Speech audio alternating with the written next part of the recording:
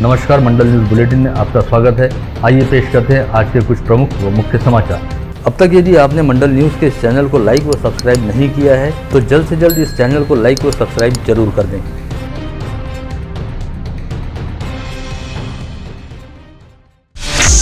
शिक्षक महासंघ व विजुक्टा के आह्वान पर कक्षा 12वीं की परीक्षा के मूल्यांकन का बहिष्कार जारी रहने के चलते पूरे राज्य में 52 लाख उत्तर पत्रिकाएं जांचने का काम अधर में लटका पड़ा है। अमरावती विभागीय शिक्षा मंडल की मराठी विषय की नियामक बैठक आज नहीं हो पाई। अमरावती संभाग से 1,52,000 के आसपास विद्यार्थी यह परीक्षा दे रहे हैं। ऐसे में 3 लाख से अधिक उत्तर पुस्तिकाएं बिना मूल्यांकन के पड़ी हैं।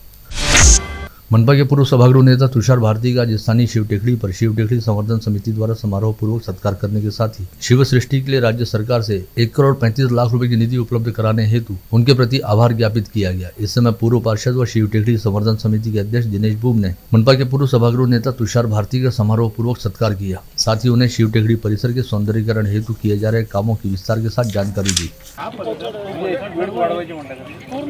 नहीं हा जो हे जी वॉल आहे ना ती वॉल त्या वॉल फेंसिंग पर्यंत नाही। नई बस्ती बडनेरा में यवतमाल रोड पर झिरी स्थित श्री राम मंदिर के सामने साकार किए गए श्री सद्गुरु गणेश शाश्वत धाम में आज से श्री रामचरितमानस कथा गंगा के आयोजन का प्रारंभ हुआ। इस आयोजन के तहत आज शनिवार 25 फरवरी से आगामी रविवार 5 मार्च तक मानस मर्मज्ञ कनकेश्वरी देवी द्वारा श्री रामचरितमानस की कथा सुनाई जाएगी, जिसका आज प्रथम पुष्प भावी श्रद्धालुओं के समक्ष अर्पित हुआ और कनकेश्वरी देवी ने बड़े सुमधुर तरीके से राम कथा के प्रसंगों को सुनाया। चांदूर बाजार में श्री संत गजानन महाराज विजय ग्रंथ के 1 दिवसीय महापारायण सम्मेलन का आयोजन किया गया, जिसमें जिले की सांसद नवनीत राणा ने उपस्थित रहते हुए विजय ग्रंथ का पारायण किया। हजारों भाविक श्रद्धालुओं की उपस्थिति के बीच महाआरती में हिस्सा लेने के साथ ही सांसद नवनीत राणा ने विजय ग्रंथ वाचक विद्या पटवाल का आशीर्वाद भी प्राप्त किया और भाविक श्रद्धालुओं को महाप्रसाद भी वितरित किया। मनरेगा मजदूरों को दिया जाने वाला मध्याह्न भोजन बासा व बेहद निचले दर्जे का होने की वजह से मजदूरों के स्वास्थ्य पर गंभीर परिणाम होने की समस्या निर्माण हुई। इस मामले को देखते हुए मेलघाट निर्वाचन क्षेत्र के विधायक राजकुमार पटेल ने राज्य के कामगार मंत्री सुरेश खाड़े को पत्र भेजकर उन्हें समस्या से अवगत कराया। आगामी 7 फरवरी को होली का पर्व मनाया जाएगा, जिसके चलते रंगोत्सव को लेकर लोगों में अभी से अच्छा खासा उत्साह दिखाई दे रहा है और शहर में अभी से हर और रंग, अबीर, गुलाल व पिचकारी सहित विभिन्न आकार प्रकार वाले मुखौटों व भोंगे की दुकानें सजनी शुरू हो गई है। शहरी इलाकों में गुलाल की मांग काफी अधिक रहती है, वहीं ग्रामीण इलाकों में गीले रंगों का इस्तेमाल काफी अधिक होता है। गत वर्ष की तुलना में इस बार गुलाल व रंग के दाम 10% बढ़े हुए दिखाई दे रहे हैं। भारतीय जनता पार्टी विदर्भ विभागीय कुश्तीगीर संघ, शहर तालीम संघ और साईं बहुउद्देशीय संस्था द्वारा गाड़गे नगर में समाधि मंदिर के सामने स्थित प्रांगण पर विदर्भ केसरी कुश्ती स्पर्धा का आयोजन आज शाम महाराष्ट्र कुश्तीगीर परिषद के अध्यक्ष सांसद रामदास तलस के हाथों हुआ। इस कार्यक्रम की अध्यक्षता विधायक प्रवीण पोटे द्वारा की गई। इस स्पर्धा में शामिल होने के लिए विदर्भ के कई इलाकों से दिग्गज पहलवानों का यहाँ पर आगमन हुआ है, जिसमें महिला व पुरुष पहलवानों का समावेश है।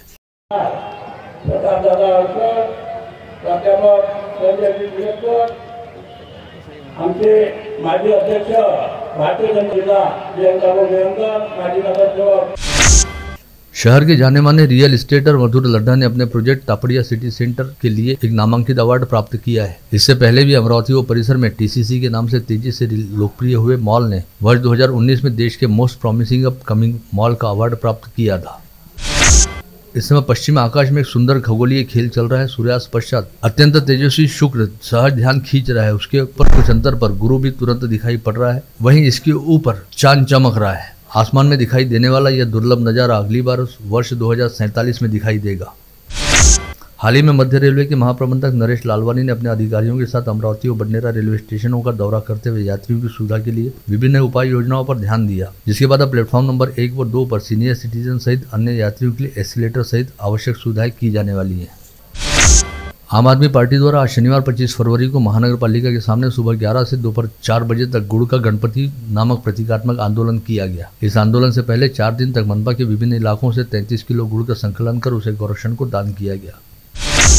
महाराष्ट्र राज्य स्वाभिमानी विद्युत वर्कर्स यूनियन का प्रदेश अधिवेशन आज से स्थानीय सांस्कृतिक भवन में प्रारंभ हुआ। इस अधिवेशन का उद्घाटन महापारेषण के व्यवस्थापकीय संचालक व अध्यक्ष दिनेश वाघमारे की अध्यक्षता में सीटू के राज्य सचिव MS शेख के हाथों किया गया।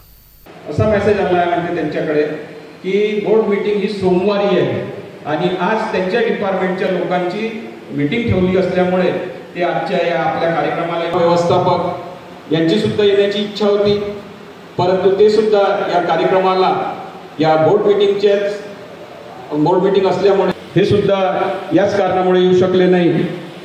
त्यानंतर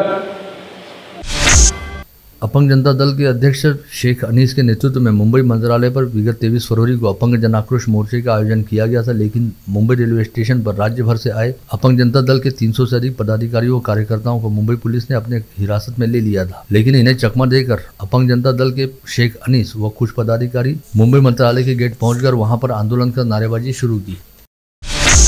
बडनेरा के चमन नगर अंडरपास में फुट ब्रिज स्थानीय परिसर के लोगों की सुविधानुसार तैयार करने के निर्देश युवा स्वाभिमान के मार्गदर्शक सुनील राणा ने हाल ही में ठेकेदार को दिए और राणा ने अधिकारियों के साथ अंडरपास के निर्माण कार्य का प्रत्यक्ष अवलोकन किया। शहर के प्रथम महापौर व पूर्व विधायक डॉक्टर देवी सिंह शेखावत को पुरातन महादेव संस्थान सहित शहर जिला युवा कांग्रेस की ओर से श्रद्धांजलि अर्पित की गई। आगामी सप्ताह में पूरे राज्य में तीव्र ग्रीष्म लहर आने की आशंका मौसम विभाग द्वारा जताई गई है। कोंकण के तटीय इलाकों से इसकी शुरुआत होगी और मार्च माह के पहले सप्ताह से ही राज्य के अधिकांश शहरों में पारा 40 डिग्री सेल्सियस के स्तर को पार कर जाएगा, ऐसी संभावना जताई गई है। अमरावती जिले के वरुड निवासी नागोराव गडलिंग विगत 9 मई 2015 को नरखेड़ भुसावल पैसेंजर में सवार होकर वरुड से बेनोडा जा रहे थे और रेलवे कोच के दरवाजे पर खड़े थे। वरुड यार्ड परिसर में धक्का लगकर नीचे गिरने की वजह से उनकी मौत हो गई थी, जिसके बाद उनकी पत्नी व बेटे ने क्षतिपूर्ति मुआवजा मिलने हेतु रेलवे न्यायाधिकरण में दावा दाखिल किया था, जिसे खारिज कर दिया गया था। ऐसे में गडलिंग माँ बेटे ने इस फैसले के खिलाफ नागपुर हाईकोर्ट में याचिका दाखिल की, जहाँ पर न्यायमूर्ति उर्मिला जोशी की एकल पीठ ने पीड़ित पक्ष के दावे को सही मानते हुए उन्हें क्षतिपूर्ति मुआवजे हेतु पात्र माना और 8 लाख रुपए की मुआवजा राशि व 7.5% सालाना ब्याज के साथ रकम अदा करने का आदेश मध्य रेल विभाग को दिए।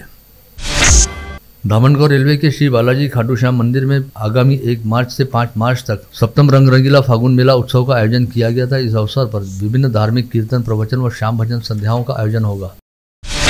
खबरनगर परिसर के शिवशक्ति कॉलोनी निवासी विजय सावरा द्वारा की गई आत्महत्या के मामले को लेकर कई तरह की बातें हो रही है और संदेह गहराने लगा है। सूत्रों से मिल रही जानकारी के मुताबिक विजय सावरा को सट्टा, विशेषकर क्रिकेट सट्टा खेलने की काफी बुरी लत थी, जिसमें उसने किसी समय काफी पैसा कमाया, लेकिन आगे चलकर वो पूरा पैसा हार गया। ऐसे में सट्टे की उधारी हो जाने पर लोगों ने विजय सावरा से अपनी रकम वापस लौटाने के लिए तगादा लगाना शुरू किया, जिससे विजय सावरा काफी परेशान रहने लगा। वहीं गत रोज आत्महत्या करने वाले विजय सावरा के मोबाइल का अब तक कहीं कोई पता नहीं चल पाया है। जानकारी है कि यह मोबाइल बरामद हो जाने पर इससे कई बड़े और सनसनीखेज राज उजागर हो सकते हैं।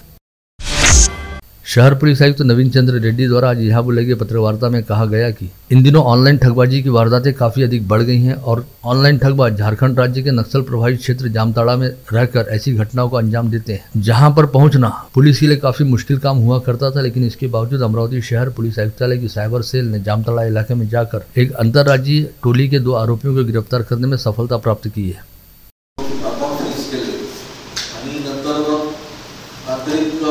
विश्लेषण करून सर्व मोबाईल्सचे आणि संबंधित बँक अकाउंट्सचे झिरोइंग करून